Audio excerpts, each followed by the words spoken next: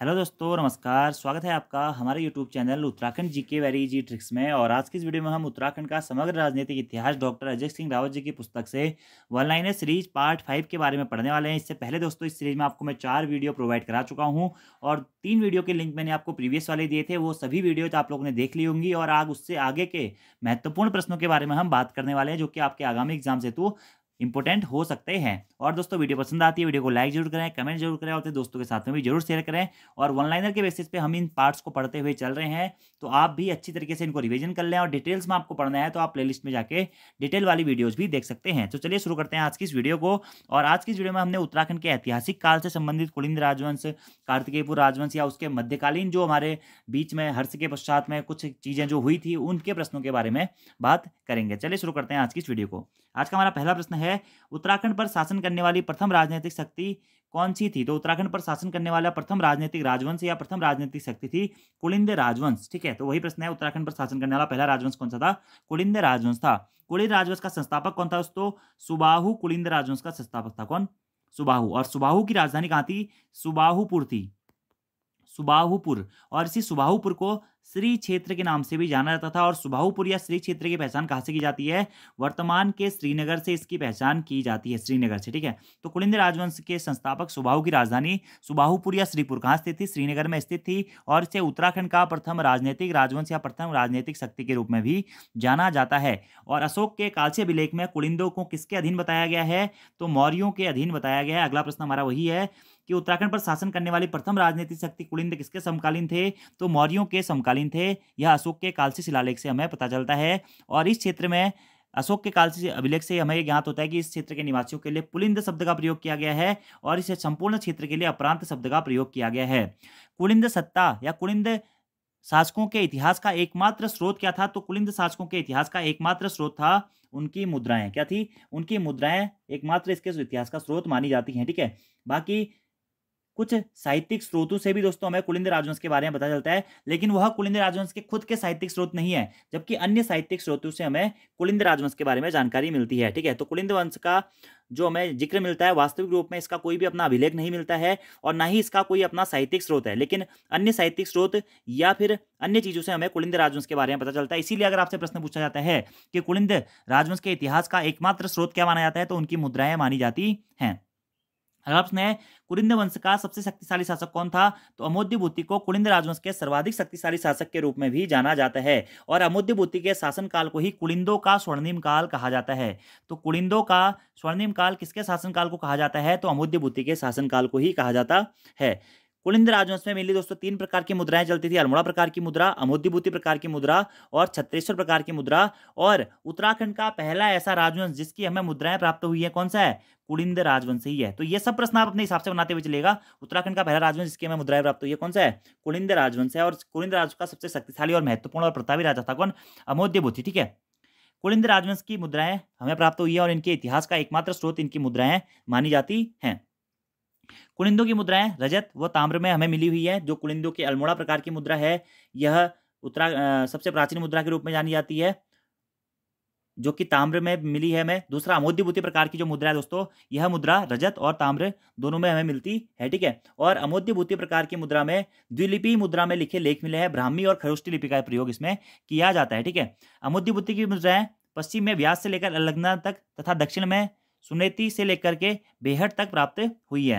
इनकी मुद्राओं में खरोष्टी व ब्राह्मी लिपि का प्रयोग किया गया। यह प्रश्न दोस्तों एग्जाम में पूछा गया है। कुलिंद राजवंश की मुद्राओं में किस लिपि का प्रयोग किया गया? तो खरोष्टी और ब्राह्मी लिपि का प्रयोग किया गया है। और कुलिंदों की मुद्राओं में भी जो दूसरी प्रकार की मुद्रा थी अमोद्यभूति प्रकार की मुद्रा, उसमें द्विलिपि मुद्रा या ब्राह्मी तथा खरोष्टी लिपि के लेख हमें देखने को मिलते हैं। तो सबसे शक्तिशाली शासक अमोद्यभूति ने अपनी एक मुद्रा चलाई थी, इसे हम कहते हैं क्या? अमोद्यभूति प्रकार की मुद्रा। और इस अमोद्यभूति प्रकार की मुद्रा में किसके चित्र अंकित थे? तो इसमें दोस्तों लक्ष्मी और मृग, लक्ष्मी और मृग के चित्र अंकित है। ये आपको पॉइंट याद रख। अगला हमारा प्रश्न है, उत्तराखंड में किस शासन को स्वर्ण युग के नाम से जाना जाता है। तो उत्तराखंड में जो कत्यूरी राजवंश का शासन था या कत्यूरी साम्राज्य था, उसे उत्तराखंड के इतिहास में स्वर्ण युग शासन के रूप में जाना जाता है। किसके शासनकाल को? स्वर्ण कत्यूरी राजवंश के शासनकाल को। अगला प्रश्न है दोस्तों कि कुलिंदों के अधिष्ठता देवता कौन थे? तो भगवान शिव को कुलिंदों के अधिष्ठता देवता के रूप में जाना जाता है। ठीक है, और शिव को ही छत्रेश्वर नाम से भी जाना जाता है, इसलिए कभी कभी आपको शिव जी ऑप्शन में नहीं मिलेगा तो आप छत्रेश्वर को भी कुलिंदों के अधिष्ठता देवता के रूप में सही कर सकते हैं, लेकिन फर्स्ट प्रायोरिटी आपको भगवान शिव जी को ही देनी है। हमें दोस्तों पता है कि कुलिंदों के हमें 3 प्रकार की मुद्राएं मिलती है, अल्मोड़ा प्रकार की मुद्रा, अमोद्यबुद्धि प्रकार की मुद्रा और छत्रेश्वर प्रकार की मुद्रा। ठीक है, तो छत्रेश्वर प्रकार की जो मुद्रा है या भगवान शिव से संबंधित मुद्रा ही मानी जाती है, इसीलिए कुलिंदों के अधिष्ठता देवता के रूप में भगवान शिव को जाना जाता है, क्योंकि इनकी एक मुद्रा छत्रेश्वर प्रकार की है। इसमें त्रिशूलधारी शिव की आकृति अंकित है, जो शिव का आदि रूप माना गया है। शायद इनके नाम पर मुद्राएं निर्गत की गई हो, इसीलिए इनको भगवान शिव को कुलिंदों का अधिष्ठता देवता माना जाता है। अगला प्रश्न है, कुलिंदों की राजधानी कहाँ स्थित थी? तो कुलिंदों के संस्थापक थे सुबाहु। सुबाहु की तरह अपनी राजधानी, सबसे पहली राजधानी थी कुलिंदों की कहाँ पे दोस्तों? सुबाहुपुर, जिसे हम वर्तमान में श्री क्षेत्र या श्रीनगर के नाम से जानते हैं। तो श्री क्षेत्र, श्रीनगर या सुबाहुपुर। ठीक है, उसके बाद में कुछ टाइम तक इनकी राजधानी कालकूट कालसी भी रही। उसके बाद में कुछ समय तक इनकी राजधानी दोस्तों शत्रुघ्न नगर भी रही, और शत्रुघ्न नगर जो इनकी राजधानी थी, दून जौनसार के आसपास का क्षेत्र शत्रुघ्न नगर कहलाता है। इसे कुलिंदों का स्वर्णिम काल नाम से जाना जाता है, और शत्रुघ्न नगर को अपनी राजधानी किसने बनाया था? अमोद्यभूति ने बनाया था, जो कि कुलिंद राजवंश का सर्वाधिक शक्तिशाली शासक था। ठीक है, ये पॉइंट आपको याद रखना है। इसके बाद कुछ समय तक इनकी राजधानी बेहट भी रही थी, ये पॉइंट भी याद रखिएगा। अगला प्रश्न है, कालसी शिलालेख किससे संबंधित है? तो अशोक से संबंधित है। ठीक है, महाभारत में जो शासक सुबाहु श्रीनगर क्षेत्र में था, उसकी राजधानी श्रीनगर या श्री क्षेत्र या सुबाहुपुर थी, जिसको कुलिंद शासक माना गया है। ठीक है, बाद में इसकी राजधानी कालकूट रही। उसके बाद में कुछ समय तक इसकी राजधानी शत्रुघ्न नगर भी स्थापित की गई, और कुछ समय तक उसके बाद में इसकी राजधानी बेहट भी स्थापित की गई थी। अगला प्रश्न है, वशिष्ठ गुफा और वशिष्ठ कुंड उत्तराखंड में कहाँ स्थित है? तो टिहरी में स्थित है वशिष्ठ गुफा और वशिष्ठ कुंड। अगला प्रश्न है दोस्तों कि कुलिंद वंश की जानकारी के स्रोत। तो मैंने आपको बताया कि कुलिंद वंश की जानकारी के जो प्रमुख स्रोत हैं कुलिंदों के इतिहास के, वो है दोस्तों उनकी मुद्राएं। लेकिन उनकी मुद्राओं के साथ साथ ही अन्य जो हमारे साहित्यिक स्रोत हैं, उनको भी कुलिंदों के स्रोत के रूप में माना जाता है। जैसे कि कौन से दोस्तों? साहित्य में सबसे पहले महाभारत। ठीक है, महाभारत जो हमारा महाकाव्य है, इसके तहत कुलिंदों की राजधानी श्रीपुर या श्रीनगर के बारे में हमें पता चलता है, सुबाहुपुर के बारे में पता चलता है, और इसमें कुलिंदों के लिए कुलिंदाधिपति सुबाहु का प्रयोग किया गया है। और महाभारत के वन पर्व में ही कुलिंदों के लिए द्विज शब्द का प्रयोग किया गया है। और यह प्रश्न दोस्तों एग्जाम में पूछा गया है, याद कर लीजिएगा, लिख लीजिएगा क्या कि महाभारत के वन पर्व में कुलिंदों के लिए किस शब्द का प्रयोग किया गया है? द्विज शब्द का प्रयोग किया गया। मैंने प्रश्न नहीं बनाया, आपको ऐसे ही नोट डाउन करना है। दूसरा जो हमें वर्णन मिलता है कुलिंद राजवंश का, वो मिलता है कौटिल्य के अर्थशास्त्र में। कौटिल्य के अर्थशास्त्र ग्रंथ में मिलता है, जिसमें कुलिंदों को कुलिंदोपश्य कहा गया। क्या? कुलिंदोपश्य कहा गया है। तीसरा जो हमें वर्णन मिलता है वो मिलता है पाणिनि की अष्टाध्यायी में, पाणिनि की अष्टाध्यायी में। ठीक है, जिसमें कुलिंदोपश्य शब्द का प्रयोग किया गया है, और पाणिनि की अष्टाध्यायी के अनुसार कुलिंदों की राजधानी कहाँ थी? कालकूट कालसी में थी। ठीक है, इसी के साथ दोस्तों टॉलमी के द्वारा भी कुलिंद राजवंश का वर्णन हमें देखने को मिलता है, और विष्णु पुराण में भी कुलिंदोपत्यकस नाम से हमें कुलिंद राजवंश के बारे में पता चलता है। तो कुलिंद राजवंश की जानकारी का स्रोत एक तो महाभारत है, महाभारत काल में महाभारत का जो वन पर्व है, कौटिल्य का अर्थशास्त्र है, ये भी नोट कर लीजिएगा, पाणिनि की अष्टाध्यायी है, टॉलमी और विष्णु पुराण में हमें कुलिंद राजवंश या कुलिंद या पुलिंद राजवंश के बारे में पता चलता है। याद रखना है, जो कि उत्तराखंड में शासन करने वाली प्रथम राजनीतिक शक्ति थी। और कुछ अभिलेखों से भी हमें कुलिंद राजवंश के बारे में पता चलता है, लेकिन दोस्तों वो अभिलेख हमारे ऑथराइज नहीं थे, क्योंकि सिर्फ और सिर्फ कुलिंदों की सिक्के मिले हैं। जैसे कि कालसी अभिलेख जो है, यह कुलिंदों का अभिलेख नहीं है, मौर्य का अभिलेख है, लेकिन इस कालसी अभिलेख से भी हमें उत्तराखंड के बारे में ये कुलिंदों के बारे में जानकारी मिलती है कि हाँ भाई, ये जो कुलिंद थे ये मौर्यों के अधीन शासन करते थे। ठीक है, ऐसी बरहूत स्तूप से भी हमें दोस्तों कुलिंदों के बारे में जानकारी मिलती है, और मथुरा स्तूप से भी हमें कुलिंदों के बारे में जानकारी मिलती है। लेकिन ये अभिलेख इनके द्वारा नहीं खुदवाए गए थे, अन्य राजवंशों के अभिलेख से हमें कुलिंद राजवंश के बारे में जानकारी मिलती है। अगला प्रश्न, विदेशी लेखक टॉलमी ने कुलिंदों के राज्य का उल्लेख किया है तथा इसका विस्तार उसने कहां से कहां तक किया है? तो टॉलमी ने कुलिंदों के लिए कुलिंद्राइन शब्द का प्रयोग किया है, और उसने कहा है गंगा सतलज और यमुना के उद्गम क्षेत्र में हमारा कुलिंदों के राज्य का विस्तार था। अगला प्रश्न, कुलिंदों के अभिलेख, कुलिंद शासकों के दोस्तों में मुख्यतः एक भी अभिलेख नहीं मिला है, एक भी अभिलेख नहीं मिला है, लेकिन अन्य राजवंश के अभिलेख से हमें इनके बारे में थोड़ा बहुत पता चलता है। तो इनके मुख्यतः 5 अभिलेख माने जाते हैं, जिसमें से जो 4 अभिलेख हैं वो भरभूत स्तूप से हमें प्राप्त हुए हैं, और एक अभिलेख जो है वो मथुरा स्तूप से हमें प्राप्त हुआ है। ठीक है, तो 5 अभिलेख हैं, 4 भरभूत स्तूप से, एक मथुरा से प्राप्त हुआ है। और कुलिंदों की मुद्राएं कितने प्रकार की है?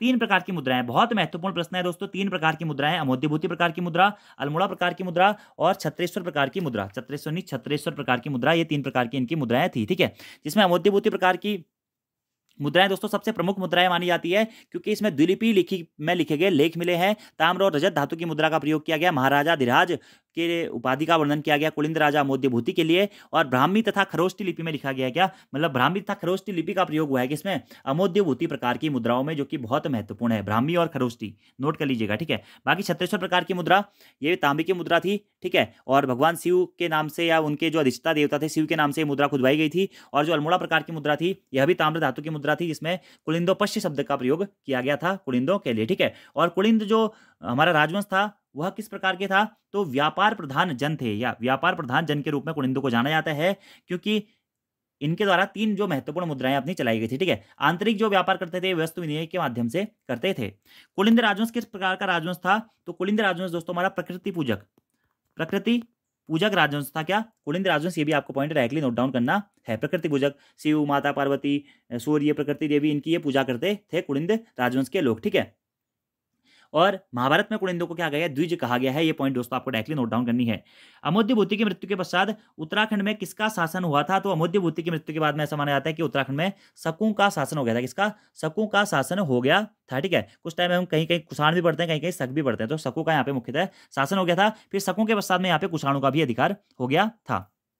बृहद संहिता में कुलिंदों के लिए किस शब्द का प्रयोग किया गया है? तो बृहद संहिता में कुलिंदों के लिए कौड़िंद शब्द का प्रयोग किया गया। किस शब्द का दोस्तों? कौड़िंद शब्द का प्रयोग किया गया। ये पॉइंट दोस्तों आपको डायरेक्टली नोट डाउन करने हैं। और कुलिंदों की जो मध्यवर्ती प्रकार की मुद्रा थी, इसका विस्तार मैंने आपको बता दिया दोस्तों। कहां से? पश्चिम में सतलज व्यास से लेकर अलगना नदी तक तथा दक्षिण में सनेज से लेकर बेहर तक इनके राजवंश विस्तार की हमें जानकारी मिलती है। और इनकी मुद्राओं में ब्राह्मी तथा खरोष्टी लिपि में लिखे गए लेखों की भी हमें जानकारी मिलती है। ये सारे पॉइंट दोस्तों आपको याद रखने इंपोर्टेंट है।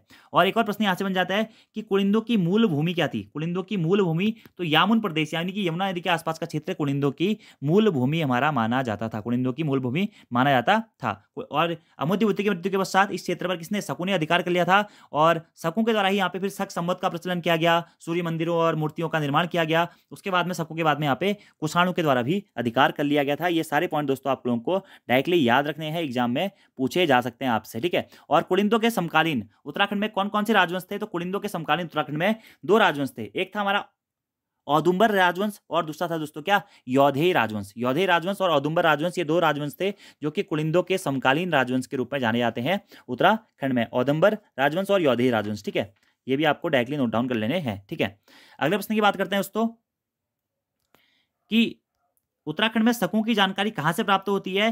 तो सूर्य प्रतिमा तथा सूर्य मंदिरों से हमें उत्तराखंड में शकों की जानकारी प्राप्त होती है। जितने भी सूर्य मंदिरों का निर्माण किया गया है, ऐसा माना जाता है कि शकों के द्वारा इसका निर्माण किया गया था। और शक जो थे ये सूर्य के उपासक भी माने जाते हैं। अगला प्रश्न, अल्मोड़ा कोसी के पास कटारमल का मंदिर, जिसे किससे जोड़ा जाता है? तो शकों से जोड़ा जाता है इस मंदिर को। वैसे इस मंदिर का निर्माण राजा कटारमल के द्वारा किया गया था, ठीक है।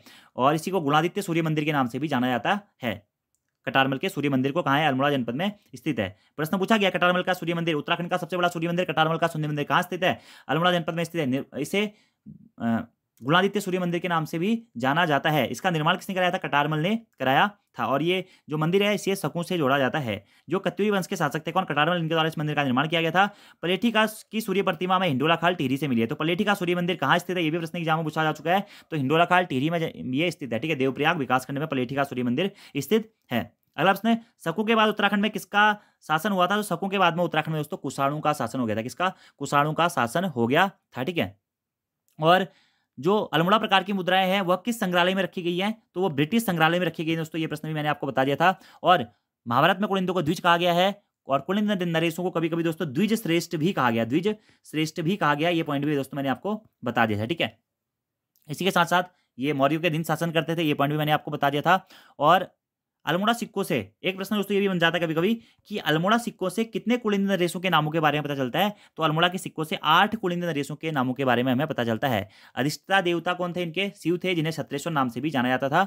और इसके बाद में इस क्षेत्र में क्या कुछ शकों का अधिकार हो गया था। और शकों के बाद में इस क्षेत्र में फिर कुषाणों का अधिकार हो गया था। उससे संबंधित फैक्ट्स भी दोस्तों हमने पढ़ लिए हैं। तो जितने भी महत्वपूर्ण क्वेश्चन हो रहे हैं दोस्तों, बन रहे हैं एग्जाम में, जो आपको बुक्स में दिए गए हैं, वो सारे मैं आपको बताते हुए चल रहा हूँ। तो आप इनको नोट डाउन जरूर करें। मैंने भले ही प्रश्न नहीं बनाया हुआ है, लेकिन मैं एक्सप्लेनेशन के तौर पर आपको यहाँ पे बता रहा हूँ। अगला प्रश्न, शकों के बाद में उत्तराखंड में किसका शासन हुआ दोस्तों? कुषाणों का शासन हुआ, ठीक है। उत्तराखंड में नाड़क स्वर्ण मुद्राएं कहां से प्राप्त हुई हैं? तो काशीपुर गोविशाण से हमारी यहाँ पे नाड़क स्वर्ण मुद्राएं प्राप्त हुई हैं। देखिए दोस्तों, कुषाण भी क्यों फेमस थे? कुषाण भी अपने मुद्राओं के कारण फेमस थे, ठीक है। तो कुषाणों की मुद्राएं उत्तराखंड के किन किन स्थानों से प्राप्त हुई है? तो कुषाणों की मुद्राएं उत्तराखंड के 3 स्थानों से प्राप्त हुई है। एक है दोस्तों क्या? वीरभद्र, ऋषिकेश के आसपास का क्षेत्र। दूसरा है मोरध्वज, कोटद्वार के आसपास का क्षेत्र, और तीसरा है दोस्तों गोविशाण। तो प्रश्न आपसे एग्जाम में प्रश्न बन सकता है, निम्न में से किस स्थान से कुषाणकालीन मुद्रा नहीं प्राप्त हुई है? तो वीरभद्र ऋषिकेश से हुई है, मोरध्वज कोटद्वार से हुई है, और गोविशाण काशीपुर से कुषाणों की मुद्रा प्राप्त हुई है। और कुषाणकालीन ताम्र मुद्राएं हमें वीरभद्र से प्राप्त हुई है, और नाणक नामक जो स्वर्ण मुद्राएं हैं वो हमें नैनीताल से प्राप्त हुई है, और हुविस्क नामक जो स्वर्ण मुद्रा है वो हमें मुनि की रेती के आसपास के क्षेत्र या ऋषिकेश के आसपास के क्षेत्र से प्राप्त हुई है। ये सारे प्रश्न दोस्तों आपको याद रखने हैं। कौन कौन से स्थान? वीरभद्र ऋषिकेश से प्राप्त हुई है कुषाण मुद्रा, मोरध्वज काशीपुर से, और मोरध्वज कोटद्वार से, और गोविशाण काशीपुर से हमें कुषाणकालीन मुद्राएं प्राप्त हुई हैं। उत्तराखंड में नाणक स्वर्ण मुद्राएं कहां से प्राप्त हुई हैं? तो काशीपुर, गोविशाण से नाणक स्वर्ण मुद्राएं प्राप्त हुई हैं, और कहीं कहीं आपको ये दोस्तों नैनीताल से भी मिलेंगी, तो आपको ये दोनों ही नोट कर लेना। नाणक स्वर्ण मुद्राएं नैनीताल और काशीपुर गोविशाण से प्राप्त हुई हैं, ठीक है। उत्तराखंड में 7 स्वर्ण मुद्राएं कहां से प्राप्त हुई है? तो खटीमा के कथनपुरी, जिसे खटीमा का ही प्राचीन नाम दोस्तों कथनपुरी जाना जाता है, जहां से हमें 7 कुषाण स्वर्णकालीन मुद्राएं प्राप्त हुई है। कुषाणकालीन स्वर्ण मुद्राएं 7 कहां से प्राप्त हुई है? कथनपुरी खटीमा से प्राप्त हुई है। ये पॉइंट भी दोस्तों आपको डायरेक्टली नोट डाउन करने हैं, ठीक है। इसी के साथ साथ कुषाणों का सबसे शक्तिशाली शासक कौन था? तो कुषाणों के सर्वाधिक शक्तिशाली शासक के रूप में दोस्तों कनिष्क को जाना जाता है। इसको कनिष्क को कुषाणों के सर्वाधिक शक्तिशाली शासक के रूप में जाना जाता है, जिसने तराई भाबर के क्षेत्र पर अधिकार किया था, ठीक है। और कनिष्क का पुरोहित कौन था? पतंजलि था। कौन था? पतंजलि था। ये पॉइंट भी आपको डायरेक्टली नोट डाउन करना है। कुषाणकालीन मुद्राओं में किसका चित्र बना हुआ है? ये प्रश्न भी इंपोर्टेंट है दोस्तों। तो कुषाणकालीन मुद्राओं में शिव और नंदी का चित्र बना हुआ है। कुषाणकालीन मुद्राओं में 7 स्वर्ण मुद्राएं खटीमा की कथनपुरी से मिली है हमें दोस्तों, ठीक है, जिन पर बसु नामक राजा का नाम मिलता है। बसु नामक राजा का नाम मिलता है। खटीमा का ही प्राचीन नाम क्या था? कथनपुरी। उधम सिंह नगर जनपद में पड़ता है खटीमा। और खटीमा का ही प्राचीन नाम क्या था दोस्तों? मकरपुर भी खटीमा का ही प्राचीन नाम था। और कुषाणों ने ही मौर्योत्तर काल के बाद में उत्तराखंड के तराई भाबर वाले क्षेत्र में भी अधिकार कर लिया था, और यहाँ से हमें कनिष्क या हुइस्क प्रकार की मुद्राएं भी प्राप्त हुई है। मेनली 3 स्थानों से मुद्राएं प्राप्त हुई है, वो मैंने दोस्तों आपको बता दिया है, ठीक है। उसके बाद में यौधेय राजवंश के द्वारा दोस्तों कुषाणों का दमन किया गया। कौन से राजवंश के द्वारा? यौधेय राजवंश के द्वारा फिर कुषाणों का दमन किया जाता है। तो कुषाणों के बाद में उत्तराखंड में किसने शासन किया? यौधेयों ने शासन किया।